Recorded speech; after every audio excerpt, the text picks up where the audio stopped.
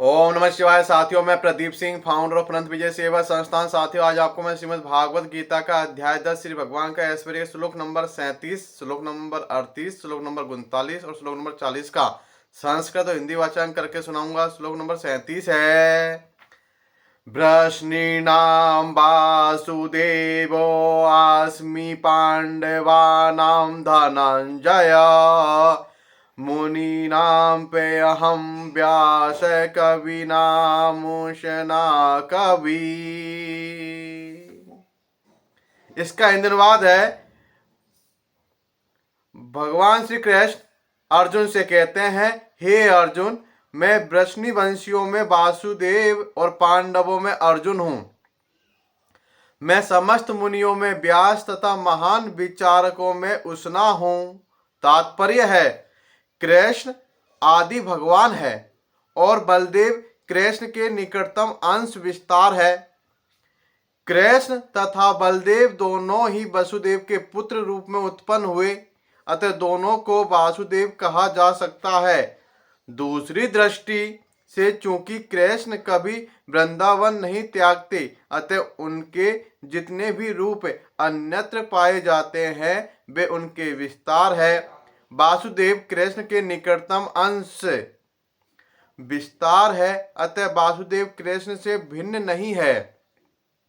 अतः इस श्लोक में आगत वासुदेव शब्द का अर्थ बलदेव या बलराम माना जाना चाहिए, क्योंकि वे समस्त अवतारों के उद्गम है और इस प्रकार वे वासुदेव के एकमात्र उद्गम है। भगवान के निकटतम अंशों को श्वास व्यक्तिगत या स्वीकीय अंश कहते हैं और अन्य प्रकार के भी अंश है जो विभिन्नांश कहलाते हैं।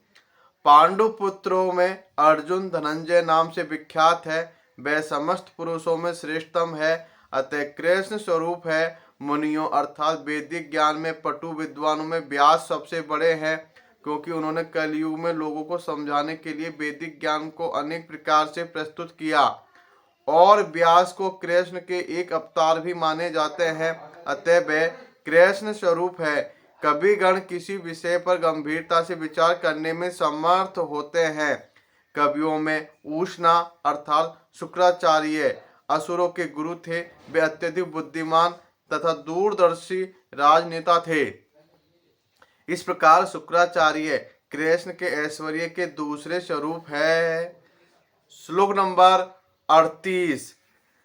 दंडो दमयतामास्मि नीतिरस्मि जिगीषताम् मौनं चैवास्मि गुहानां ज्ञानं ज्ञानवेतामहम्। इसका हिंदी अनुवाद है।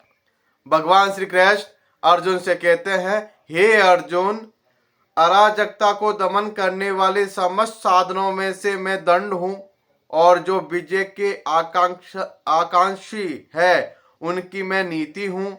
रहस्यों में मैं मौन हूँ और बुद्धिमानों में ज्ञान हूँ। तात्पर्य है, वैसे तो दमन के अनेक साधन है, किंतु इनमें सबसे महत्वपूर्ण है दुष्टों का नाश। जब दुष्टों को दंडित किया जाता है तो दंड देने वाला कृष्ण स्वरूप होता है।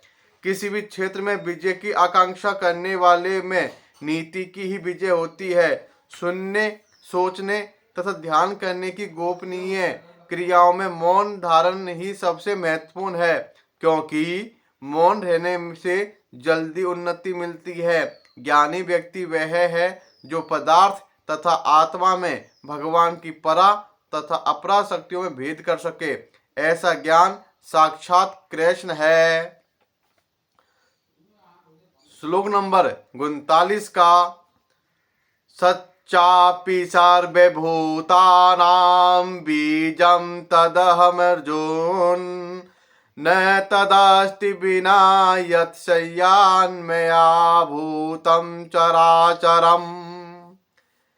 इसका हिंदी अनुवाद है। भगवान श्री कृष्ण कहते हैं, यही नहीं हे अर्जुन, मैं समस्त सृष्टि का जनक बीज हूं। ऐसा चर तथा अचर कोई भी प्राणी नहीं है जो मेरे बिना रह सके। तात्पर्य है, प्रत्येक वस्तु का कारण होता है और इस सृष्टि का कारण या बीज कृष्ण है। कृष्ण की शक्ति के बिना कुछ भी नहीं रह सकता, अतः उन्हें सर्वशक्तिमान कहा जाता है। उनकी शक्ति के बिना चर तथा अचर किसी भी जीव का अस्तित्व नहीं रह सकता। जो कुछ कृष्ण की शक्ति पर आधारित नहीं है वह माया है, अर्थात वह जो नहीं है। श्लोक नंबर 40। नान्तो अस्ति मम दिव्यानां विभूतीनां परन्तप ऐसे तुद्धेशतः प्रोक्तो विभूतेर्विस्तरो मया।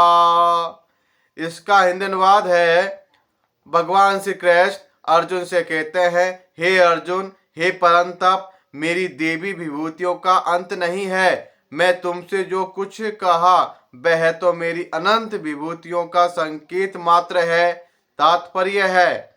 जैसा कि वैदिक साहित्य में कहा गया है, यद्यपि परमेश्वर की शक्तियां तथा विभूतियां अनेक प्रकार से जानी जाती है, किंतु इन विभूतियों का कोई अंत नहीं है। अतएव समस्त विभूतियों तथा शक्तियों का वर्णन कर पाना संभव नहीं है। अर्जुन की जिज्ञासा को शांत करने के लिए केवल थोड़े से उदाहरण प्रस्तुत किए गए हैं। तो श्लोक नंबर 37, 38 और 39, 40 का संस्कृत और हिंदी वाचन यह है। कल फिर मिलेंगे श्लोक नंबर 41 के साथ। ओम नमः शिवाय साथियों, धन्यवाद।